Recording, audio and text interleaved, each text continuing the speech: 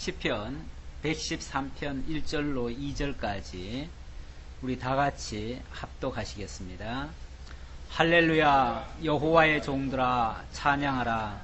여호와의 이름을 찬양하라. 이제부터 영원까지 여호와의 이름을 찬송할지로다.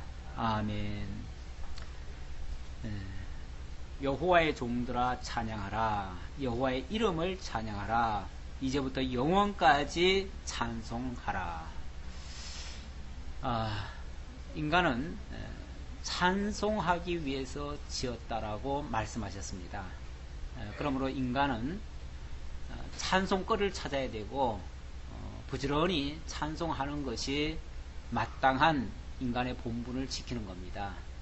그런 의미에서는 찬송거리를 찾아야 되는데 이 찬송거리가 이 세상에서는 찾기가 곤란해요.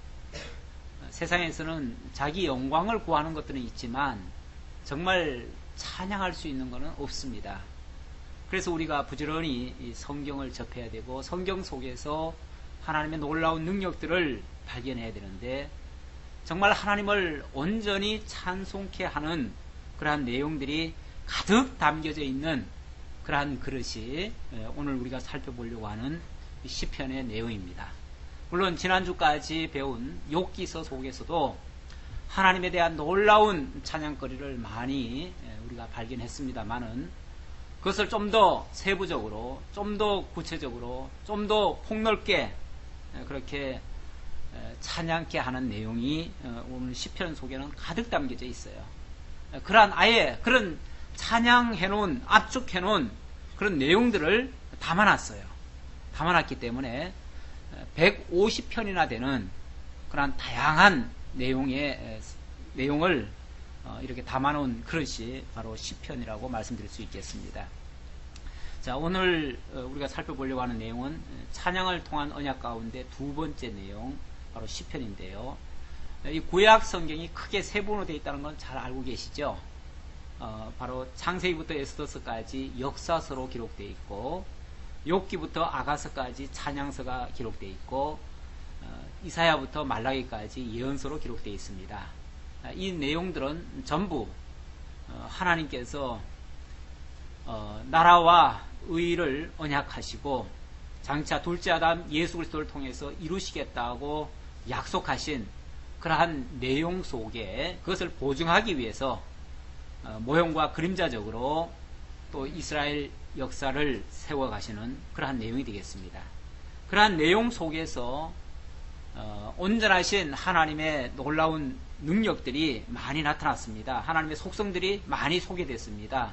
그러한 속성들 가운데 전능하신 부분, 신실하신 부분, 주권적이신 부분, 영원하신 부분, 자비로우신 부분, 이런 것들을 각각 찬양하고 있는 내용들이 바로 찬양서가 되겠습니다. 지난주까지 배운 욥기에서는 여호와의 전능성을 노래하고 있고요. 자, 오늘부터 배울 이 시편에서는 여호와의 신실성을 찬양하고 있습니다. 그리고 다음 잠언은 주권성을 이야기하고 있고요. 전도서는 영원성, 그리고 아가서는 여호와의 자비성을 각각 찬양하고 있습니다. 이러한 찬양의 내용들은 장차 메시아로 오셔서 이 모든 하나님의 언약을 완성하실 예수 그리스도의 속성을 예언하고 있는 내용들이 되겠습니다. 자, 오늘 시편 내용은 전체가 여호와 하나님께서 메시아를 언약했으니까 언약 백성들이 그 메시아 보내주실 것을 기도하는 내용, 그리고 장차 그리스도께서 이루실 것을 모형과 그림자적으로 역사 속에서 이루셔서 그것을 깨달은 백성들이 찬양하는 그러한 찬양의 내용으로 구성되어 있습니다. 먼저 기자와 기록의 연대 조금 살펴보려고 하는데요. 본서의 내용은 대부분 다윗이 기록한 내용이 많습니다. 일부에서는 시인 아삽, 고라의 자손들, 모세, 솔로몬 이런 사람들의 기록도 조금씩 들어있는데요. 주로 이 사람들이 활동하던 시기는 주전 1000년경이고요. 이 글을 한 권으로 이렇게 묶은 사람은 학사 에스라라고 그렇게 이해하고 있습니다. 요절은 방금 우리가 같이 합독했던 시편 113편 1, 2절이고요. 이 내용을 통해서도 알 수 있듯이 우리가 왜 찬양해야 되는가, 이제부터 영원까지 우리가 찬양해야 되는 이유는 그분이 언약대로 이루신 여호와이시기 때문에 그렇습니다. 그래서 그 신실하신 여호와를 찬양하는 것이 바로 우리의 주된 내용이고 이 본서의 내용이 되겠습니다. 기록의 목적을 좀 보면요, 하나님께서 언약 자손에게 신실하신 여호와를 계시해서 경외케 하시려는데 목적이 담겨져 있습니다. 우리 내용을 좀 먼저 좀 살펴봐야 되는데요, 많은 학자들이 본서에 대해서 각각 독립된 150편의 시들의 모음집이다 이렇게 말하고 있어요. 제가 어제 이 시편을 이제 강의하기에 앞서서 일반적으로는 이 시편을 어떻게 이해하고 있는가 해서 제가 그걸 뭐라 그러죠? 주석이 갑자기 생각이 안 나네요. 주석책을 봤어요. 주석책을 봤더니 아주 재미있는 표현이 있어요. 뭐라고 표현을 해놨냐면, 이 시편은 각각 독립된 150편의 시들의 모음집이다 이렇게 얘기를 해요. 각각 독립된. 그러면서 거기에 대해서 또 부연 설명을 했는데 뭐라고 했냐면, 처음부터 끝까지 상호 완전 분리된 시들의 집합이며, 제가 지금 그대로 지금 읽어드리는 겁니다. 처음부터 끝까지 상호 완전 분리된 시들의 집합이래요. 그렇기 때문에 직접적 내용 전개와 구성의 측면에서 어떤 관점에서도 완전한 연속성이 없다고 단정한다. 연속성이 없다는 거예요. 완전히 별개로 놀고 있다는 거죠. 150편이 다 다르다는 거예요. 간혹 뭐 한두 편씩은 서로 연결되는 게 있긴 있지만, 그거는 원래는 하나였는데 너무 기니까 이렇게 쪼개놓은 거다. 그래서 한 편의 시를 둘로 셋으로 나눠놓은 거는 있고, 또는 두 개, 세 개를 같이 묶어놓은 거는 있지만, 그게 무슨 연관성이 있어서가 아니라 완전히 각각 따로 노는 거다. 그러면서 또 다른 성경하고까지 비교를 하는데, 우리는 잠언 하면은 잠언은 막 여러 가지 그 교훈집을 갖다가 모아놓은 것 같잖아요. 옛날에 무슨 샘터 같이 무슨 뭐 유명한 사람들의 그 좋은 격언의 말씀 이런 것들을 다 모아놓은 것 같은 그런 거 정도로 이해를 하는데, 오히려 잠언은 그래도 연속성은 있다. 그런데 시편만큼은 연속성이 전혀 없다. 내용적 어떤 통일성이 없다는 거예요. 이렇게 말을 해놓더라고요. 그래 놓고 성경을 보기 시작하니까 뭐가 되죠? 전혀 뭐 관계없는 이야기들을 막 나열해 놓은, 그야말로 여기서는 이런 얘기, 저기서는 저런 얘기, 다 각각의 얘기, 그야말로 150가지의 이야기를 그냥 넣어놓은 이야기. 그러니까 그것의 어떤 역사성도 인정하기 곤란하고, 그것의 어떤 뭐 사실적인 그런 일이 있었는지 없었는지조차도 잘 모르겠고, 그냥 하나님에 대해서 어떤 뭐 미화하듯이 그냥 높여놓은 이야기 정도로밖에 이해가 안 되는 거죠. 그렇게 되면 아무런 연속성이 없다니까. 자, 그래서 상호 직접적인 연속성이 없으므로 심지어 제가 조금 더 읽어드릴게요. 조금 더 5권으로 분류되어 있지만 내용적으로 들어가면 시편이 제1권, 제2권, 제3권, 제4권, 제5권 해가지고 5권은 나눠져 있습니다. 그러니까 내용 속에 들어가면은 크게 말하면 5권이 들어있어요. 5권이 들어있으니까 5권도 사실은 달라요. 그렇죠? 그거는 이제 시대별로 묶어놓은 거예요, 사실은. 시대별로 묶어놨고, 그리고 나서는 더 이상 연속성이 없으므로 더 이상 별달리 그 내용 전개를 상술할 필요가 없다. 제가 적혀있는 그대로 얘기한 거예요. 더 이상 별달리 그 내용 전개를 상술할 필요가 없대요. 자세히 설명할 필요도 없다는 거야. 그럼 뭐죠? 그럼 뭐 그냥 각자 하나의 교훈 정도로 하나씩 필요한 거 끄집어내서 쓰면 되는 거지. 그것이 무슨 뭐 성경의 진리다, 뭐 하나님의 어떤 스토리가 있는 이야기다, 그런 게 아니라는 거죠. 한마디로 말해서 스토리가 없어요. 스토리가 없고 그냥 각각 개별적으로 그냥 하나님 찬양하고 있다.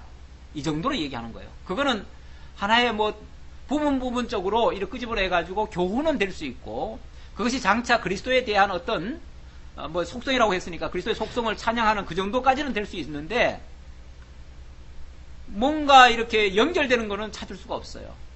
근데 연결성이 없으면요, 다시 말하면은 기승전결이라고 하는 그런 어떤 진리 체계에 있어서 뭔가 선우가 있고, 또는 기승전결이 있고, 또는 어떤 이론과 실제가 있고, 뭔가 이런 게 없으면요, 그 진리성으로 증명되기가 곤란합니다. 하나의 좋은 글은 될 수 있어요. 좋은 노랫말은 될 수 있어요. 이게 뭐 노래니까 좋은 노랫말은 될 수 있는데, 그것이 어떤 진리로서의 증명성은 곤란하다는 거죠. 근데 우리의 특징이 뭐죠? 우리 성경신학의 특징이 뭐죠? 성경신학은 성경을 다양하게 보지 않죠. 그냥 한 권이라고 생각하죠. 심지어는 일반 사람들 다 66권이라고 하지만 66권까지도 우리는 한 권으로 봅니다. 그러니까 하나의 일관된 내용이 있다. 논리적 통일성이 있다. 그래서 성경이 다양하게 기록된 것 같지만 사실은 내막적으로 들어가 보면 다 일관성을 가지고 있다. 내용적 통일성이 있다. 이렇게 이제 우리는 이해를 합니다. 그러니 성경 전체가 다 그렇다고 하는데, 하물며 한 권의 책이 일관성이 없겠어요? 논리적 통일성이 없겠어요? 당연히 있지요. 당연히 있는 걸로 우리는 이해를 하죠. 그래서 사람들은 어떤 역사적 순서에 의해서 이 시편만 해도 5권으로 나눠놨습니다. 5권 나눠놔가지고 시편 제1편에 딱 들어가 보면 제1권 이렇게 나오죠. 제1권으로 나옵니다. 그 다음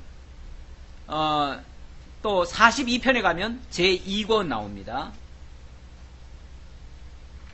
그리고 또 73편에 가면 제3권, 또 90편에 가면 제4권, 107편에 가면 제5권, 이렇게 구분을 해놨습니다. 그거는 무슨 뭐 확연하게 무슨 다른 내용이 아니라 어떤 시기적으로, 역사적 어떤 순서적으로 그런 어떤 차이가 있다, 이렇게 얘기를 하는데, 사실 그거는 잘못 본 겁니다. 그렇질 않아요. 사실은 뒤죽박죽입니다. 엄밀하게 말하면 왜 그러냐면, 다윗의 시가 3장부터 나오지만, 3편부터 나오지만 저 150편 가까이까지 가서도 나와요. 뒤에 가서도 나와요. 그리고 뭐 모세의 얘기가 이 앞에 있어야 되는데, 만약에 그 순서대로라면 앞에 있어야 되는데 그게 아니고 저 뒤에 가 있어요. 90편인가 어디 가 있어요. 이런 식으로 사실은 엉뚱한 데 가 있는 거예요, 다. 그러면은 이게 그런 단순한 역사적 순서로 기록됐다고 볼 수도 있는 게 아니죠. 그렇죠? 오히려 그 성경이 거기 가 있어야 되는 이유는, 거기 있어야 되는 뭐가 있는 거죠. 거기 가야만 어떤 내용의 연결성이 있는 거죠. 오히려 성령께서 내용의 일관성을 유지하고 논리적 어떤 통일성을 유지하기 위해서 그곳에다 갖다가 편집게 하신 거죠. 그렇죠? 물론 그거 편집할 때 그 사람이 그런 생각으로 했는지는 모르겠지만, 학사 에스라가 그렇게 자기 임의로 그렇게 했는지는 모르겠지만, 아니죠. 그럴 리가 없죠. 우리는 성경을 기록해 하신 분도 하나님이시고, 물론 사람의 손을 빌렸어요. 하나님이 사람의 손을 쓰셨어요. 빌렸다기보다도 손을 쓰셨어요. 그걸 이제 표현 삼아 빌렸다, 그렇게 표현도 하지요. 하나님이 천사의 손을 빌어 뭐 율법을 기록했다 그러잖아요. 그랬을 때 하나님이 무슨 천사한테 뭐 손 빌렸습니까? 그게 아니죠. 그 손을 쓰신 거죠. 천사를 통하신 거죠. 천사에게 율법을 기록하게 하신 거죠. 그래서 모세에게 준 거죠. 천사가 기록했다고 말하면 안 되죠. 사실은 하나님이 천사에게 기록하게 하신 거죠. 그러니까 사실은 하나님이 쓰신 거죠. 하나님이 쓰신. 그래서 어떤 부분에서는 하나님이 율법을 쓰셨다라고 말씀하시고, 직접 하나님의 손으로 쓰셨다고 하고, 어디서는 천사의 손을 빌어 이렇게도 표현해요. 그게 같은 말이에요. 천사가 했더라도 하나님이 하신 거고, 뭐 이사야가 했더라도 이사야가 기록한 게 아니라 하나님이 이사야를 손으로 붓으로 쓰신 거예요. 그렇죠? 다윗을 통해서 하나님이 말씀하셨지만 다윗은 어디까지나 그냥 손 역할을 한 거예요. 거기다가 또 학사 에스라가 모았다고 해도 역시 학사 에스라도 하나님의 지금 심부름으로서 지금 이렇게 모아라 하니까 그 감동에 의해서 모은 거예요. 어쩌면 자기도 무슨 영문이 왜 거기에 모아놨는지 몰라요. 사실은 모를 수도 있어요. 그런데 결과적으로 보니까 그곳에서 빠지면 안 돼요. 그곳에 꼭 있어야 돼요. 이걸 이제 논리적 통일성으로 보는 거예요.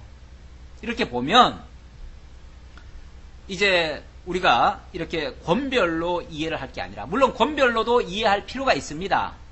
권별로 이해하는 것은 어떤 뭐 그 내용의 일관성보다는 어떤 그 배경이라든지 이런 거를 설명하기 위해서, 그런 의미에서 우리가 볼 필요가 있어요.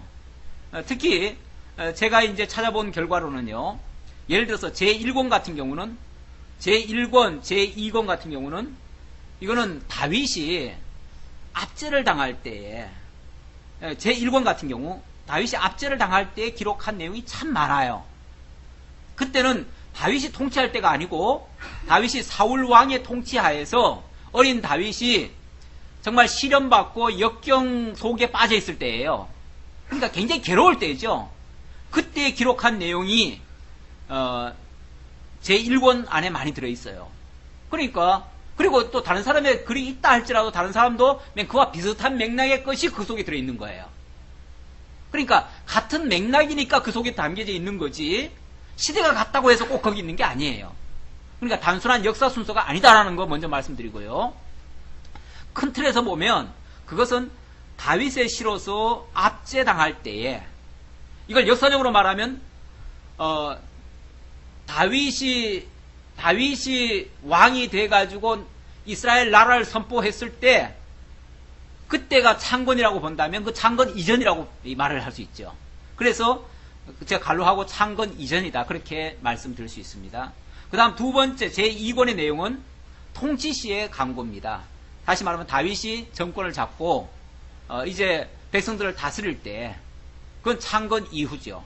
그때 내용. 근데 그때도요, 만만한 게 아니었습니다. 그때도 하나님께서 자기에게 엄청난 그런 힘을 실어 주셨지만, 그때가 사실은 어떤 면에서 다윗에게 더 큰 위험일 수도 있어요. 그때 제일 먼저 저지른 죄가 뭡니까? 밧세바 사건이죠.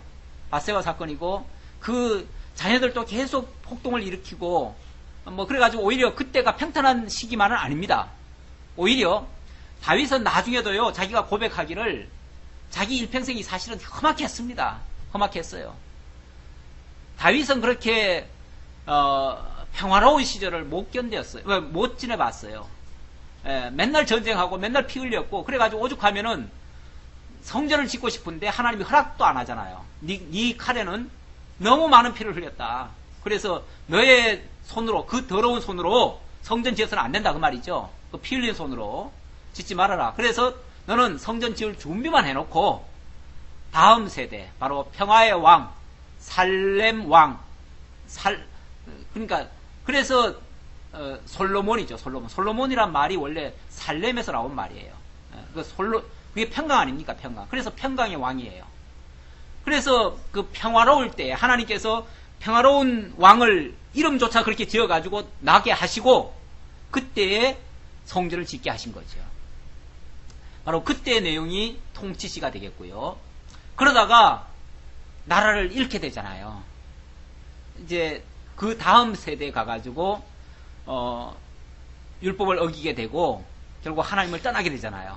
그러니까 하나님께서 적들에게 붙여가지고 나라를 잃게 되는 그런 시점이 있잖아요. 물론 개인적으로는 다윗이 막 쫓겨다닐 때도 있지요. 왕이 된 다음에도 막 아들이 막 반역을 하고 이래가지고 막 쫓겨다니고 한때 막 나라를 잃기도 하고, 개인적으로는 그렇고 국가적으로 보면 국가가 결국은 나라가 패망을 당하고 이런 아주 어려운 상황이 있습니다. 물론 그 이전 시대에도 그렇게 아주 극한 상황일 때가 있고요. 그러니까 그런 시들이 거기에 모여져 있는 거예요. 모여져 가지고 결국 국가적 위기 상황에서의 강구하는 내용, 그때는 얼마나 절박하게 하나님 앞에 기도하겠습니까? 그러한 기도의 내용들, 그것들을 이제 모아놓은 거예요. 그런 것들이 소위 말해서 이제 멸망때에 기록한 거다 해가지고 멸망시다. 그렇게 73편부터 말씀드릴 수 있고요. 제4권은 포롯입니다. 이거는 적진에 아예 아예 적진에 유수돼가지고 죄로 말미암아 완전히 포로 잡혀가가지고 거기서 당하는 그런 고난들. 그러니까 같은 고난이고 같은 어떤 막 하나님 앞에 간구하는 내용 같지만은 시기적으로 보면 다른 거죠. 그렇죠? 상황적이 달라요. 상황이. 뭐 단순히 내가 죄짓을 때냐, 아니면 국가적으로 망했을 때냐, 아니면은 정말 완전히 포로 잡혀갔을 때냐, 이런 차원이 다르죠. 그러니까 그때마다 다 강구는 강구인데 내용적으로 들어가 보면 조금씩 다르다는 거죠. 자, 그런 내용이 포로시의 강구시고요. 마지막 제5권은 회복시. 자, 그런 상황 속에서 하나님이 마침내 다윗에게 약속하신 대로 내 나라를 영원히 지켜주시겠다고 말씀하시고, 그리고 그 나라를 다시 회복해 주시는 그런 내용이 나옵니다. 그러니까 당연히 찬양이 터져 나오죠. 그래서 회복시에 찬양하는 그런 내용이 107편부터 150편까지 있습니다.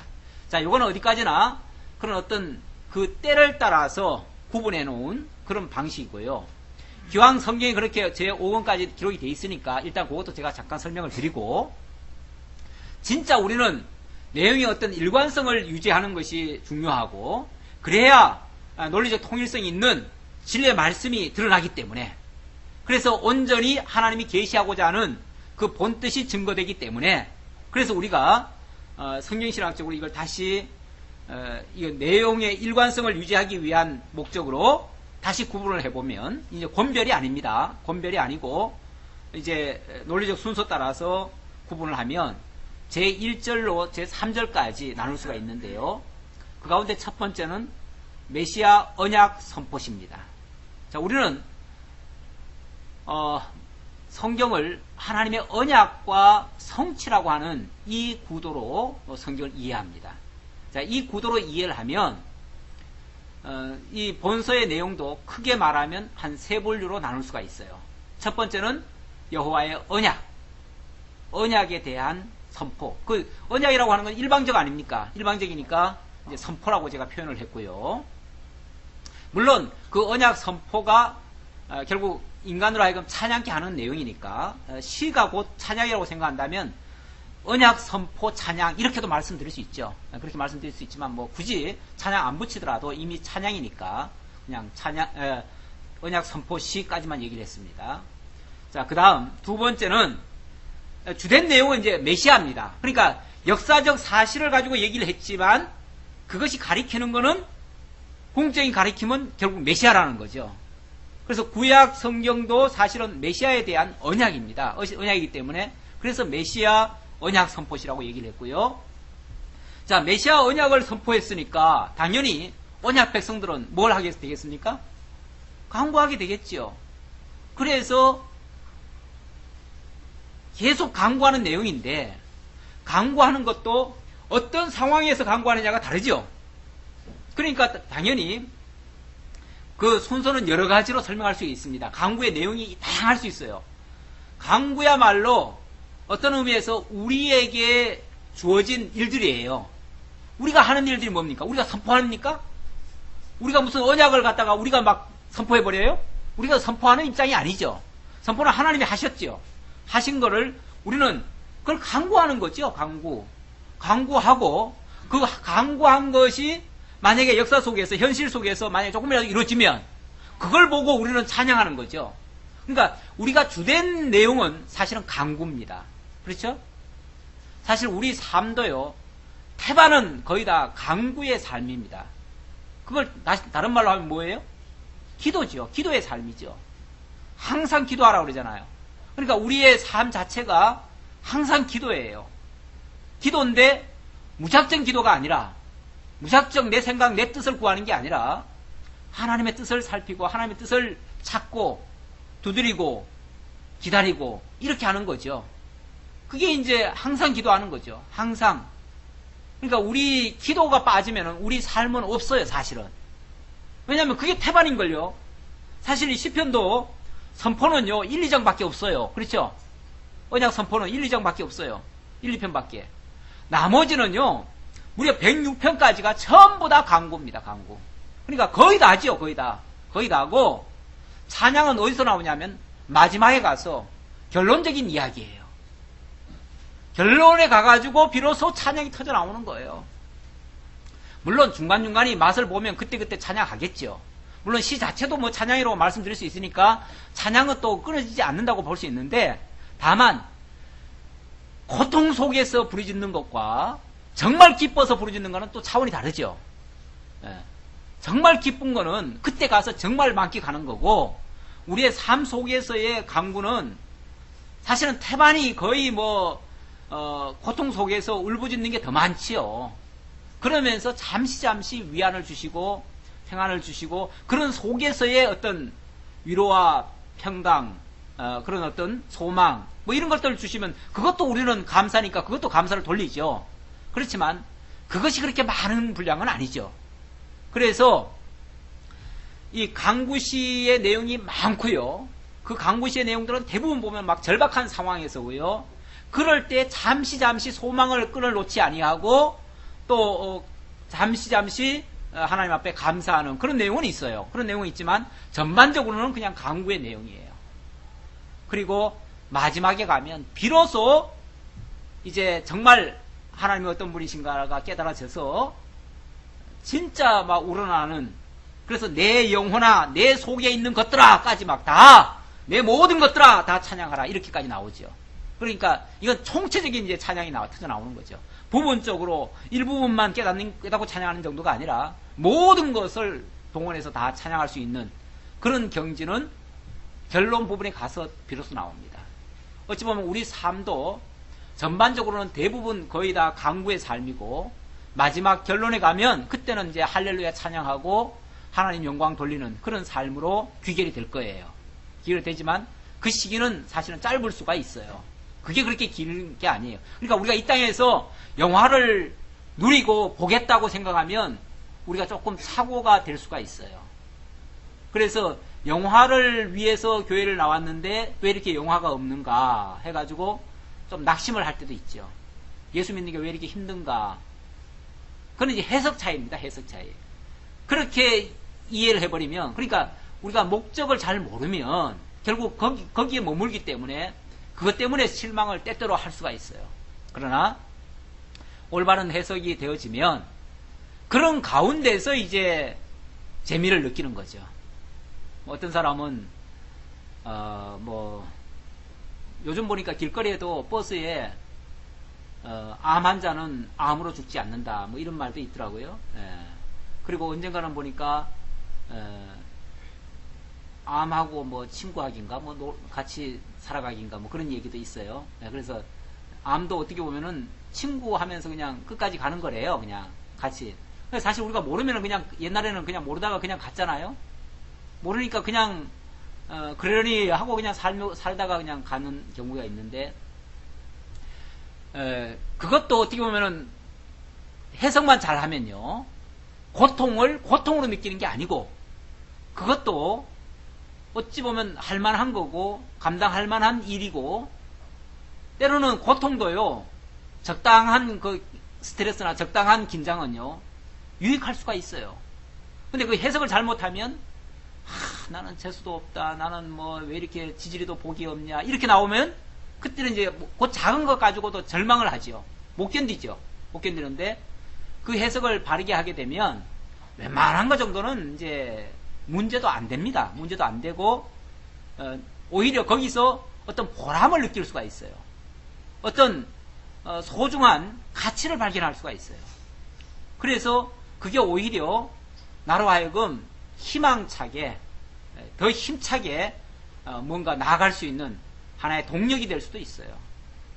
그런 거는 우리가 너무 큰 기대하지 마시고 그렇게 이제 바르게 해석하면 충분히 이겨낼 수 있는 힘이 될 수 있다.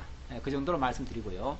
자, 이제 본론의 내용을 보려고 하는데, 오늘은 첫날이다 보니까 시편을 우리가 이해하려면 뭐 여러 가지 나오는 것들이 있어가지고 이런 것들에 대해서 우리가 참고적으로 좀 알고 있어야 되겠다 싶어서 제가 시편에 사용된 음악 용어들 몇 가지를 좀 적어놨어요.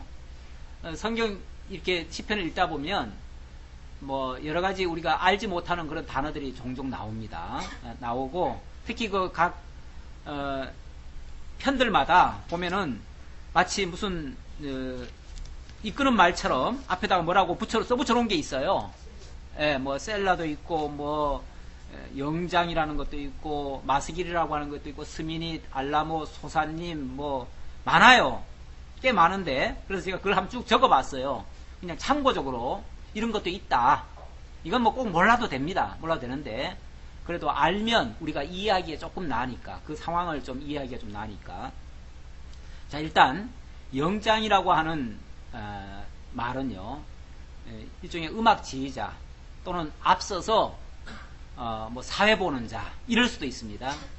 조금 전에 우리 집사님 앞에 나와서 예배를 인도했죠. 그런 사람이 쉽게 말하면 영장이에요.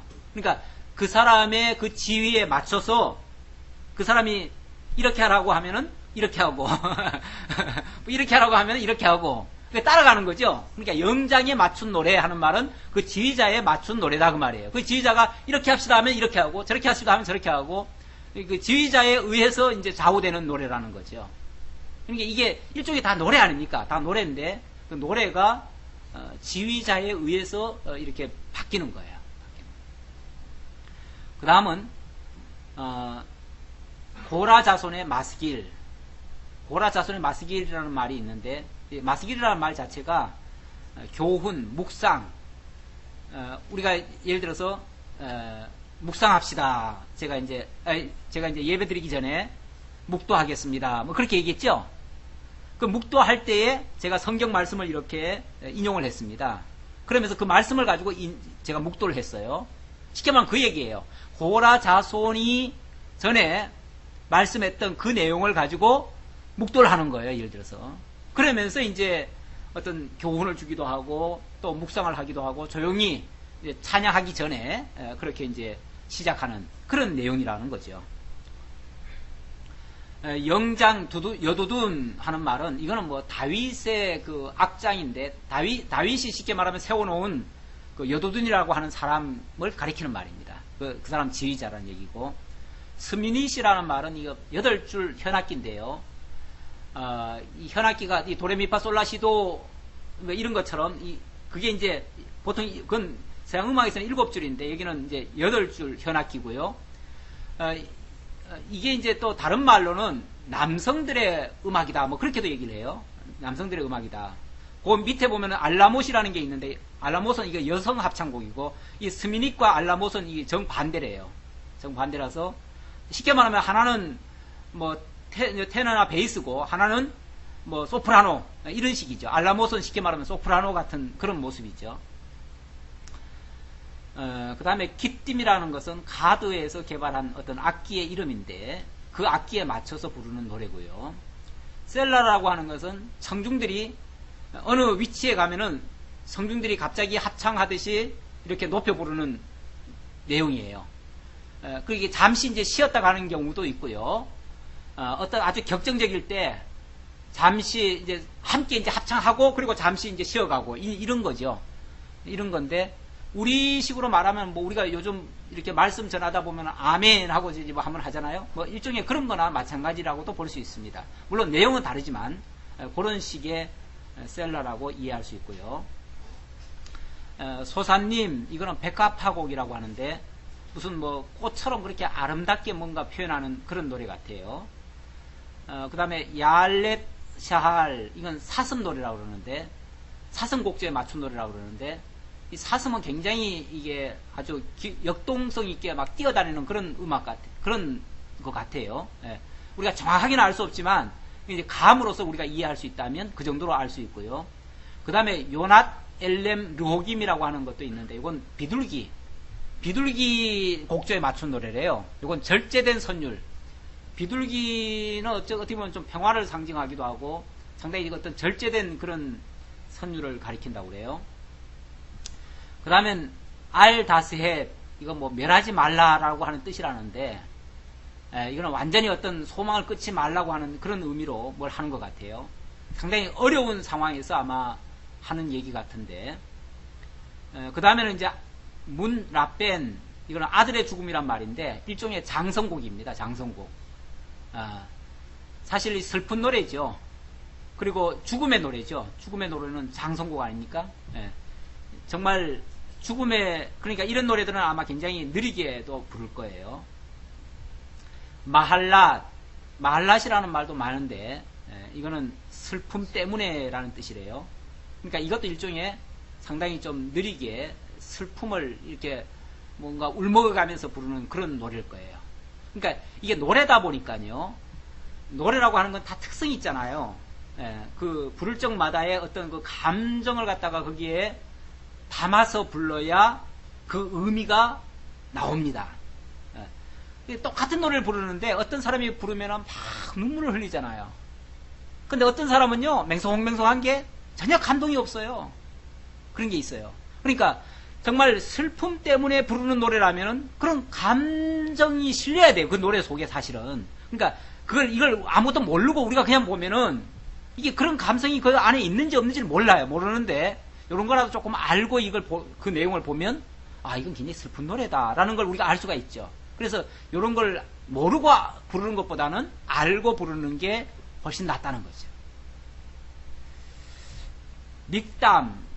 믹담이라는 노래가 또 꽤 많이 있는데 이거는 속죄시라고도 하고 황금시라고도 합니다. 물론 속죄와 황금은 조금 의미가 다른데 속죄시라고 하는 거는 죄사함, 용서함 받는 그런 노래입니다.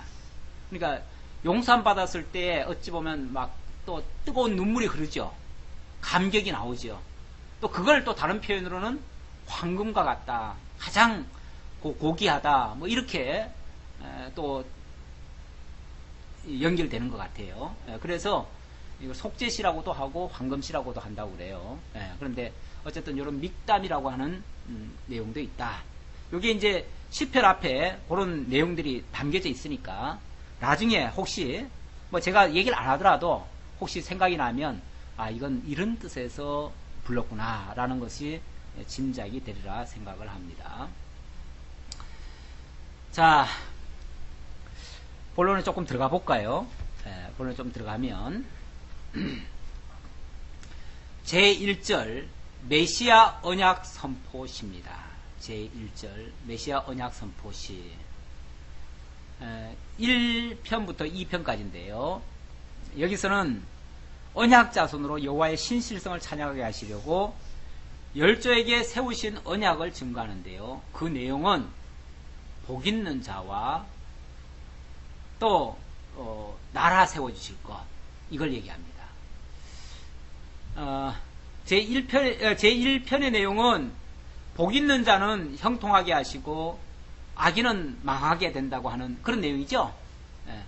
그래서 시편 1편에 들어가면 유명한 시 아닙니까? 이건 아마 웬만한 사람은 다 외우는 시기도 해요. 복 있는 사람은 악인의 꾀를 쫓지 아니하고 이렇게 나가죠. 그 복 있는 사람, 다른 말로 하면 뭐죠? 의인. 이제 신약적 개념으로 말하면 의인. 근데 이제 성경에는 이제 복 있는 자 이렇게 표현을 했어요. 의에 대한 이야기입니다. 의에 대한 이야기. 그 다음에 2편으로 넘어가면요. 2편은 나라에 대한 이야기입니다.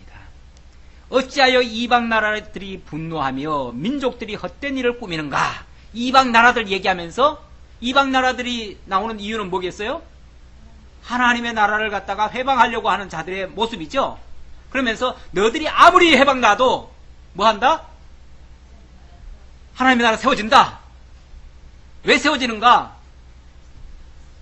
그리스도로 메시아로 말미암아 세워진다. 그러니까 메시아로 말미암아 의로운 백성, 복인을 만들고 결국 하나님의 나라를 만든다. 이게 이제 하나님의 선언이에요.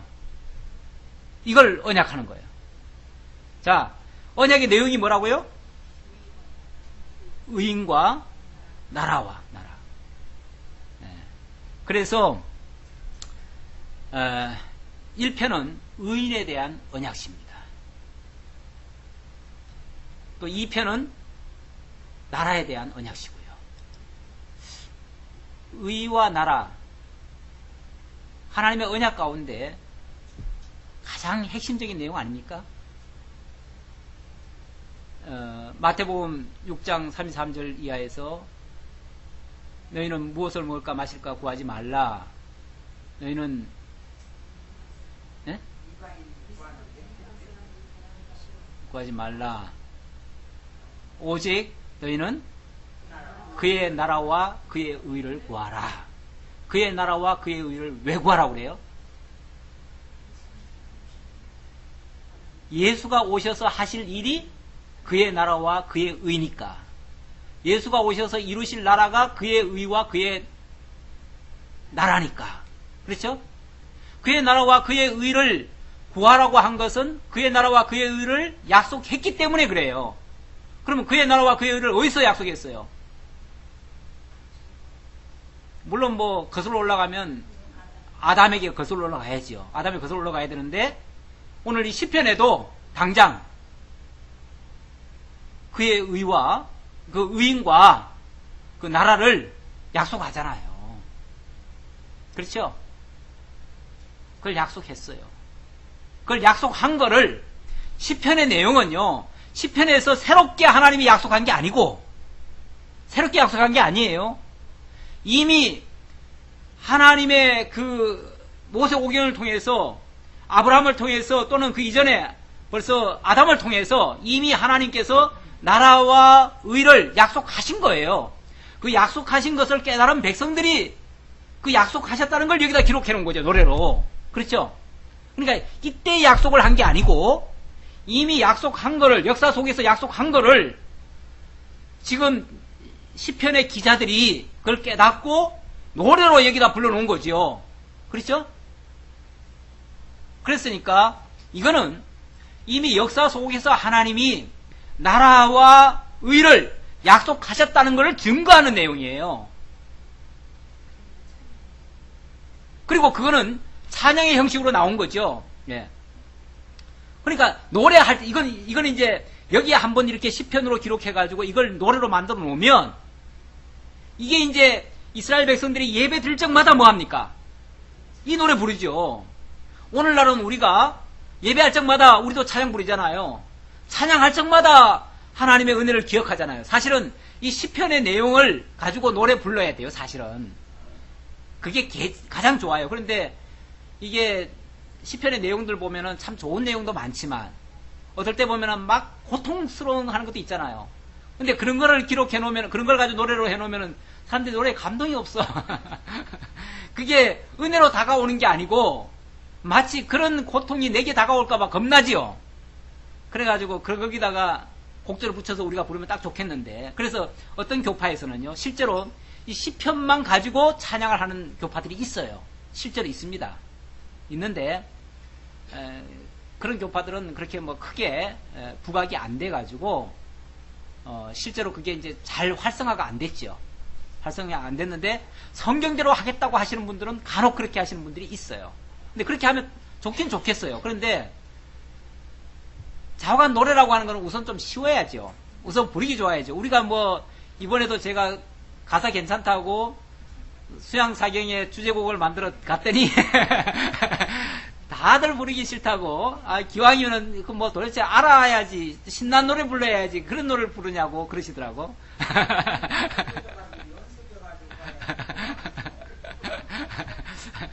근데 사실은요 이 시편의 노래들이요 그 당시 사람들한테는 이게 곡이 맞을 거예요. 어쩌면. 그렇죠? 근데 우리나라도 옛날에 보면은 노래들을 어떻게 부릅니까? 이 타령, 그냥 늘어지잖아요. 그냥 늘어지는 타령을 부르잖아요. 어쩌면 이것도 타령 비슷할 거예요. 내가 봐서는 타령 비슷해요. 그러니까 이런 타령 같은 이런 노래가 현대인에게 이게 와닿질 않아요. 일단 재미가 없어. 그러니까 안 부르는 거예요. 요즘도 가끔 보면은 뭐 시편의 내용을 복음성가로 해서 만든 게 있습니다. 있는데 우리 성경에는, 우리 찬송가에는 하나도 채택이 안 돼. 그게 안 돼요. 사실 시편 23편 같은 거는 괜찮거든요. 뭐 여호와는 나의 목자시니 이런 거 괜찮잖아요. 그런데 이것도 또 하필이면은 그거 작사하신 분이 나중에 불교 쪽인가 어디로 가버렸어요. 그래가지고 그 뒤로는 한국교회가 그걸 안 불러요. 그냥 사실은 그 내용은 내용이야 뭐 성경이니까 당연히 좋은 것이고, 곡이 참 괜찮아요. 괜찮은데 이 양반이 나중에 불교에 가가지고 불교 불창가를 만드는데, 참불가를 만드는데 공헌을 하신 분이에요. 그러니까 너무 그 감성이 좋아가지고 불교 쪽에서 이거 잡아갔나봐. 스카우트에 갔나봐.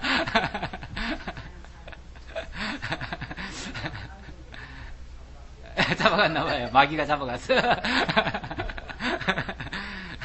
그래가지고 이게 사실 우리 이 찬송가에 채택이 안 되는 거예요. 예, 안 돼요. 근데 가끔씩 보면 그 노래가 나는 좋아해요. 개인적으로 좋아합니다.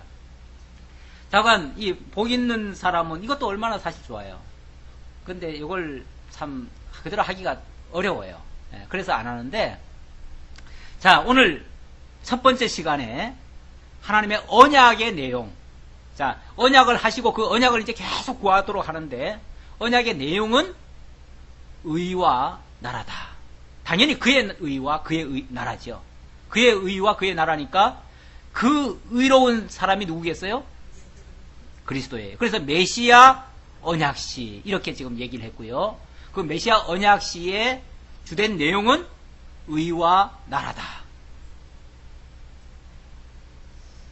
여기까지 말씀드리죠. 뭐 여기까지 말씀드리고, 자, 이 의와 나라에 대한 이야기가 그러니까 줄기차게 나올 거예요. 줄기차게 나오면서 그것을 계속 강구하는 그러한 내용으로 구성되어 있습니다. 이것이 어디까지 가냐면, 물론 이거는 언약 선포는 이제 1, 2편까지만 하고요.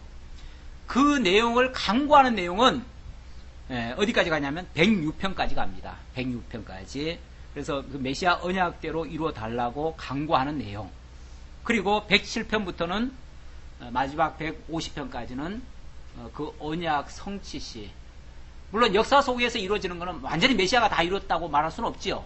그러나 그것은 메시아에 대한 예언이니까, 궁극적으로 가면 예언이니까 역사 속에서는 이스라엘 나라 회복으로 이루어지고, 그리고 그것이 이제 결국 메시아로 완성되어져 가는 그런 역사는 계속 진행될 것입니다. 자, 이런 큰 틀에서만 오늘 좀 이해를 하시고요. 다음에 이 본론에 들어가서 내부를 사사시 한번 확인해 보도록 하겠습니다. 기도하겠습니다. 아버지 하나님 감사합니다. 우리에게 주신 은혜가 너무나 큽니다. 많은 세상에 학자들이 있지만 그 학자들은 이 시편의 내용이 일관성이 없고 통일성이 없는 각양 서로 다른 그러한 시들의 모음집이라고 이해를 하고 있습니다. 그런데 저희들에게는 이 성경이 정말 하나님이 언약하시고 언약대로 이루어 가셔서 하나님이 언약을 이루시는 신실하신 여호와이심을 계시해 주시고, 그로 말미암아 우리에게 메시아를 고대하게 만들고 그 메시아를 강구하고 그 메시아를 영접하고 믿어서 영원한 생명에 이르게 하시는 생명의 말씀인 것을 다시 한번 깨달았습니다.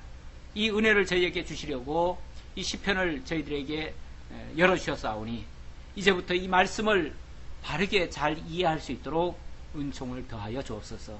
함께해 주옵시길 원하옵고 예수님의 이름으로 기도하옵나이다. 아멘.